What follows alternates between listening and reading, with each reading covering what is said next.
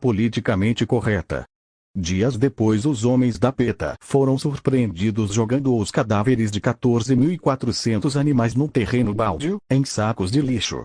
Leia a história completa em www.petakillsanimals.com. Também neste momento, os remanescentes do Khmer Vermelho, a organização genocida liderada pelo famigerado Pol Pot, estão sendo julgados por um tribunal em Phnom Penh, Camboja, depois de tudo que a bondosa ONU fez para livrá-los de tão desumano constrangimento. Esses terroristas chegaram ao poder com a ajuda de milhões de jovens militantes americanos e europeus que, manipulados por uma rede de organizações esquerdistas e um exército de popstars das artes e letras, marcharam pela paz nos anos 60 sob lindos pretextos idealistas e humanitários, forçando os Estados Unidos a desistir de uma guerra vitoriosa, sair do Vietnã do Sul e deixar o caminho livre para que os comunistas armados pela China invadissem esse país e o vizinho Camboja. Resultado final do massacre: 3 milhões de civis mortos, mais de 3 vezes o total das vítimas da guerra. Leia a história completa em Mark Moyar, Trump Forçar Quem? TV Vietnam War, 1964-1965, em Cambridge University Press, 2006. O paralelo entre a matança de animais e a de seres humanos não é fortuito. Em ambos os casos, um discurso atraente, condensado em slogans de grande impacto, repetidos ad nauseam pela mídia, recobriu com o manto do prestígio moral uma gangue de sociopatas assassinos, criminalizando os que se opunham a seus planos macabros e transformando cidadãos inocentes em cúmplices daquilo que existe de pior no mundo. O fundo ideológico, nas duas ocasiões, é o mesmo: a inversão revolucionária dos sentimentos morais, a imposição do mal em nome do bem. Educado nos princípios do relativismo, que entrou na moda quando eu era adolescente, embora os adolescentes de hoje acreditem ser os primeiros a tomar conhecimento dele, demorei muito para descobrir por experiência, e tive enorme dificuldade de admitir, que no mundo há pessoas muito boas e pessoas muito más, separadas por um abismo irredutível. Hoje em dia, quem quer que proclame em voz alta a existência dessa diferença que salta aos olhos na vida diária é imediatamente acusado de maniqueísmo. Mas isso não é senão uma inversão a mais, pois o maniqueísmo, historicamente, consiste em equalizar o bem e o mal como princípios, neutralizando a diferença de valor que os separa. E eu não sou covarde o bastante para me abster de dizer as coisas como as vejo, só por medo de uma rotulação pejorativa cuja falsidade já se revela na própria semântica do termo. Mais doloroso ainda, porém, foi descobrir que todos os mestres pensadores e líderes políticos que encarnavam os ideais pomposamente alardeados pela militância intelectual esquerdista, todos, sem exceção, pertenciam inequivocamente à segunda categoria. Quem quer que estude as vidas de cada um deles descobrirá que Voltaire, Diderot, Jean-Jacques Rousseau, Sade, Karl Marx, Tolstói, Bertolt Brecht, Lenin, Stalin, Fidel Castro, Che Guevara, Mao Zedong, Bertrand Russell, Jean-Paul Sartre, Max Horkheimer, Theodor Adorno, Georg Lukács, Antônio Gramsci, Lilian Ellman, Michel Foucault, Louis Althusser, Norman Mailer, Noam Chomsky e tutti quanti foram indivíduos sádicos, obsessivamente mentirosos, aproveitadores cínicos, vaidosos até a demência, desprovidos de qualquer sentimento moral superior e de qualquer boa intenção por mais mínima que fosse, exceto, talvez, no sentido de usar as palavras mais nobres para nomear os atos mais torpes. Muitos cometeram assassinatos pessoalmente, sem jamais demonstrar remorso. Outros foram estupradores ou exploradores de mulheres, opressores vis de seus empregados, agressores de suas esposas e filhos. Outros, orgulhosamente pedófilos. Em suma, o panteão dos ídolos do esquerdismo universal era uma galeria de deformidades morais de fazer inveja à lista de vilões da literatura universal. De fato, não se encontrará entre os personagens de Shakespeare, Balzac, Dostoiévski e demais clássicos nenhum que se compare, em malícia e crueldade, a um Stalin, a um Hitler ou a um Mao Zedong. Um dos motivos da crise permanente do gênero romance no século XX foi, precisamente, o fato de que a maldade real ultrapassou a imaginação dos ficcionistas.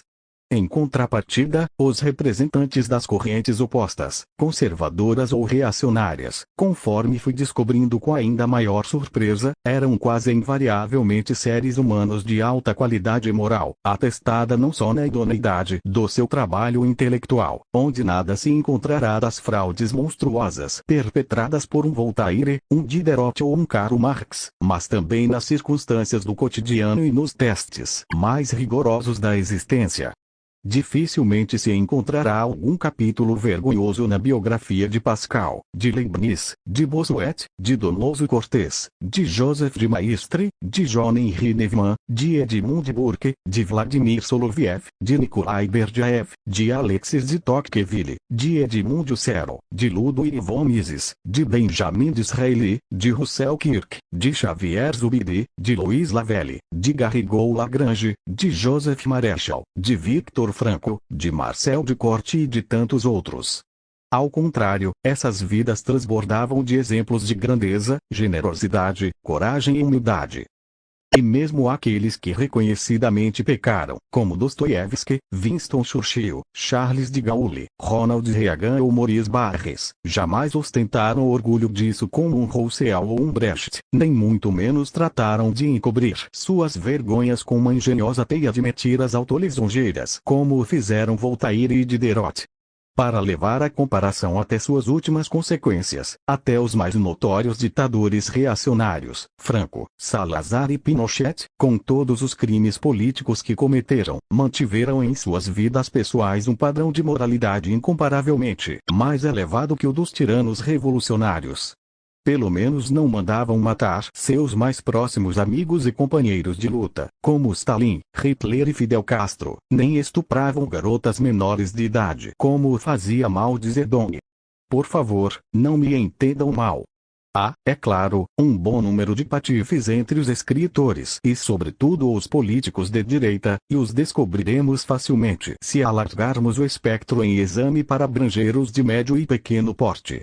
Mas, numa comparação entre os personagens maximamente influentes dos dois campos, não é possível deixar de notar a superioridade moral dos direitistas e a ausência completa de um só tipo moralmente bom entre os esquerdistas. São todos maus, sem exceção.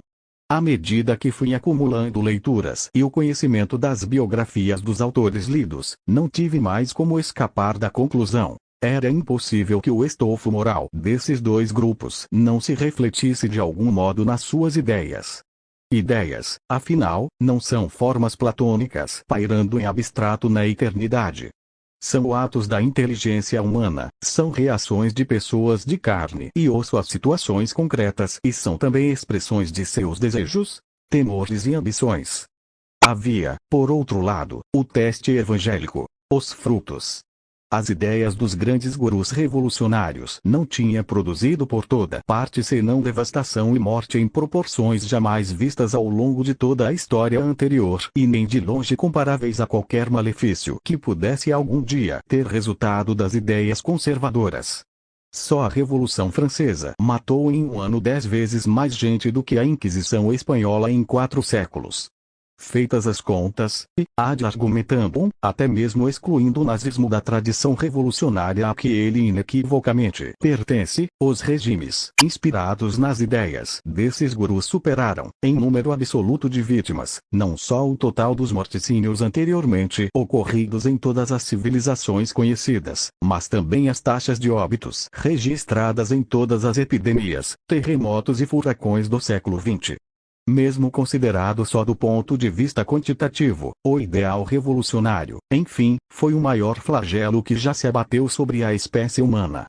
Mesmo que olhássemos os pensadores reacionários só pelo mal que possam ter provocado voluntária ou involuntariamente, seus feitos, no conjunto, não poderiam jamais competir, nem de longe, com essa pletora cósmica do sangrento e do macabro que é o currículum vitae dos mestres da revolução.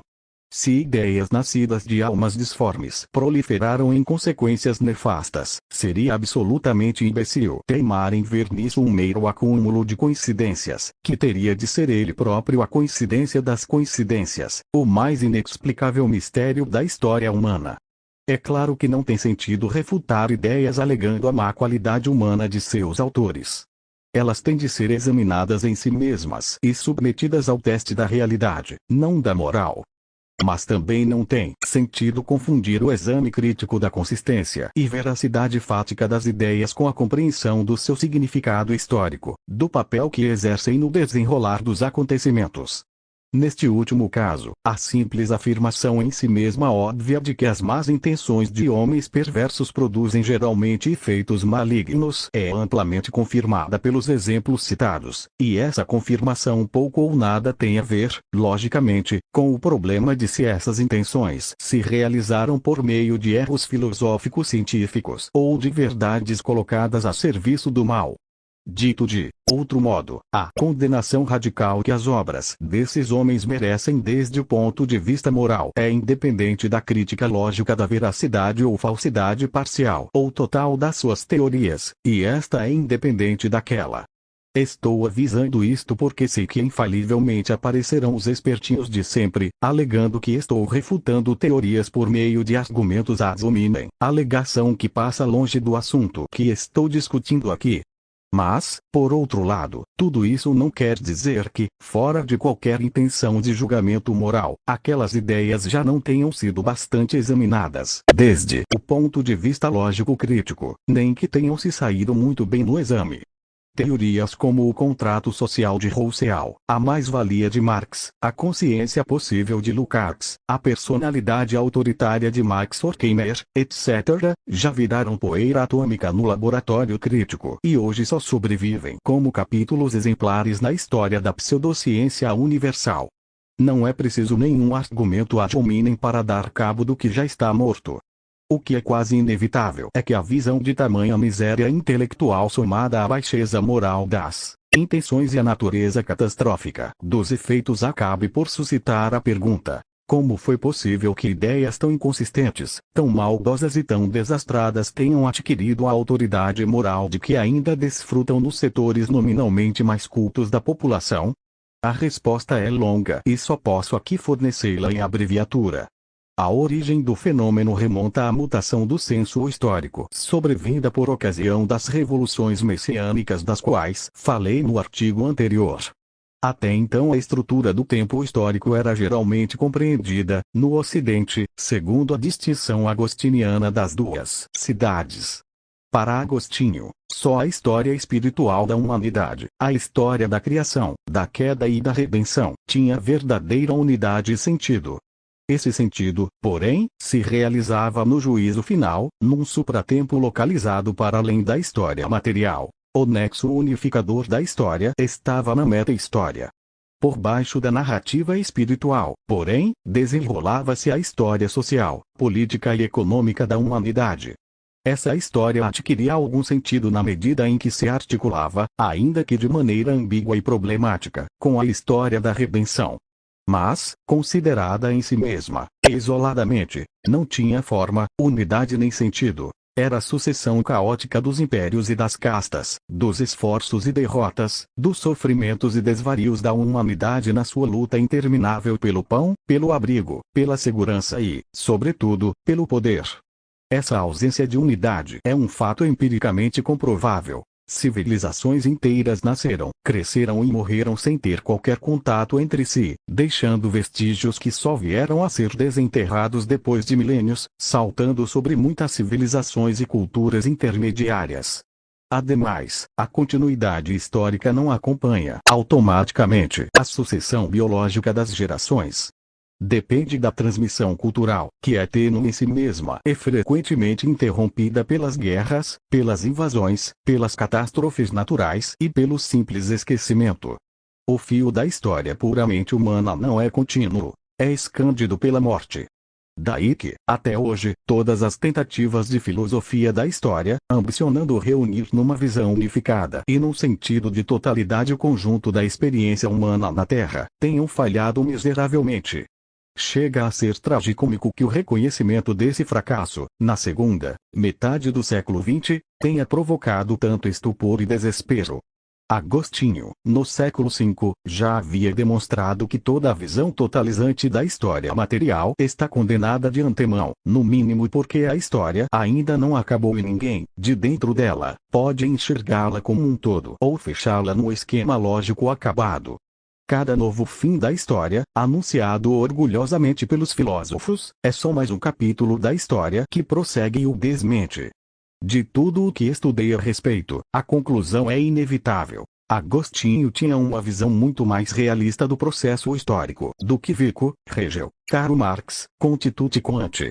Se descontarmos algumas obras mais recentes que beberam abundantemente em Agostinho, por exemplo as de Christopher Davison e Eric Voegelin, A Cidade de Deus ainda é o melhor livro de filosofia da história.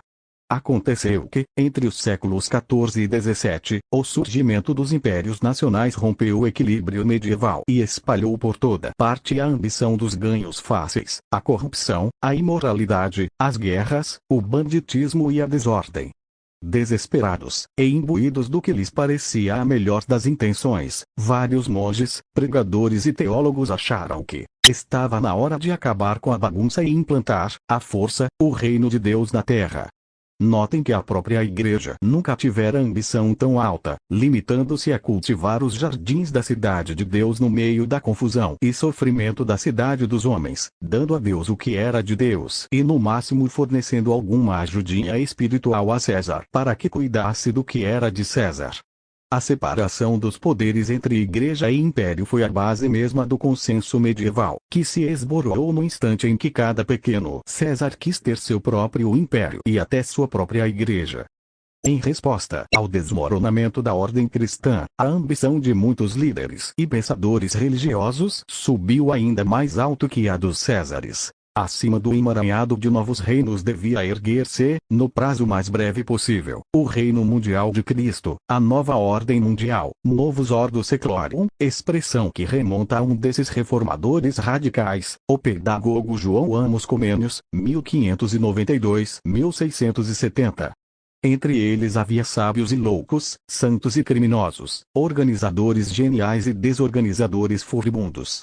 No conjunto, sua ação consistiu em tomar nas próprias mãos o chicote da justiça divina e tentar apressar o juízo final. E tão longe estava o mundo da perfeição a que aspiravam, que não viram outro meio de alcançar o seu ideal num prazo aceitável senão pela violência e por uma anarquia ainda mais completa do que aquela contra a qual reagiam.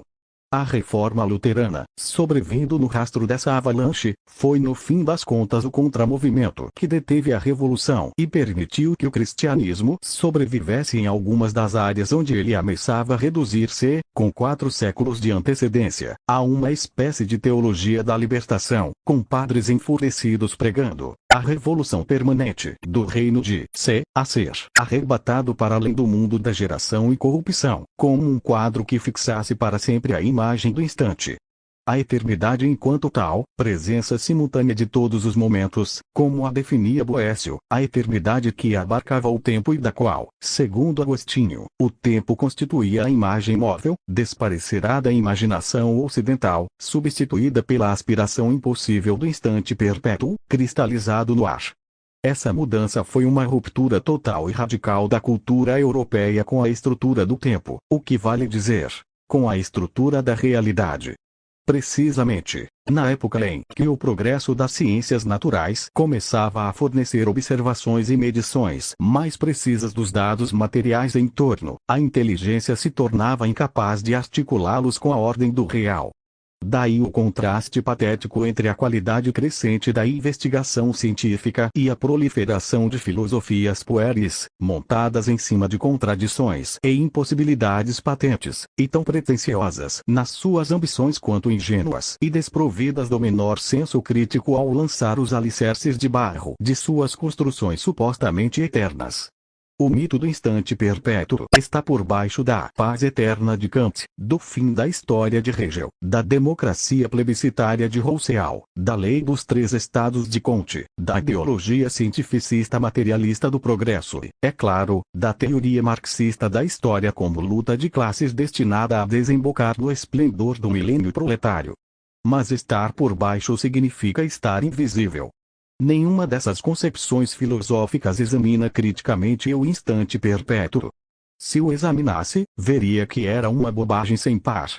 Ele não é um conteúdo dessas filosofias. É a premissa inquestionada, intocável, em cima da qual se erguem, inconscientes da sua presença, como castelos construídos sobre um buraco sem fundo. Assim, toda a vivência moderna do tempo histórico foi determinada pela autoridade onipresente e invisível de um ilogismo cretino. Protegido ao mesmo tempo pelo manto sacral da sua origem religiosa, o mito do apocalipse intratemporal ganhava ainda mais força por se tornar, através das ideologias do progresso e da revolução, o instrumento por excelência para destruir a religião estabelecida. Substituída a eternidade pela imagem hipnótica do instante perpétuo, na mesma medida Deus e o juízo final já não podiam ser concebidos senão através da expectativa messiânica da justiça social a ser implantada no mundo por meio do genocídio sistemático. Foi assim que a ideologia dos mais descarados e brutais se elevou às alturas, não digo de uma religião, mas da própria autoridade divina. Essa mudança afetou tão profundamente a imaginação ocidental, que nem a própria religião escapou da sua influência. A confusão entre eternidade e instante perpétuo, paramentada como teologia da história, perpassa todo o pensamento católico que levou ao Concílio Vaticano II e, através dele, agindo desde dentro em parceria com os inimigos de fora, destruiu o que pôde da autoridade da Igreja. Hoje em dia, bilhões de pessoas no mundo, independentemente de suas crenças e ideologias, já não podem conceber o bem senão sob a forma de uma sociedade futura, o pecado senão como obsessão ao advento dessa sociedade, a eternidade senão como algum tipo de justiça social. As concepções variam, a ser alcançada no instante perpétuo do século seguinte, do milênio seguinte ou sabe-se lá quando. Como, porém, os instantes passam e o futuro jamais chega porque continua futuro por definição, ninguém pode olhar para trás e confessar os pecados e crimes hediondos que cometeu para alcançá-lo. O culto invisível do instante perpétuo não apenas absolve por decreto tácito as matanças, os genocídios, o horror e a desumanidade dos regimes revolucionários, mas dá a todos os ativistas do mundo a licença para continuar oprimindo e matando indefinidamente, sempre em nome das lindezas hipotéticas de um futuro impossível. Essa é a força, intrinsecamente anti-humana e diabólica, que faz as multidões servirem a um mal em nome do bem,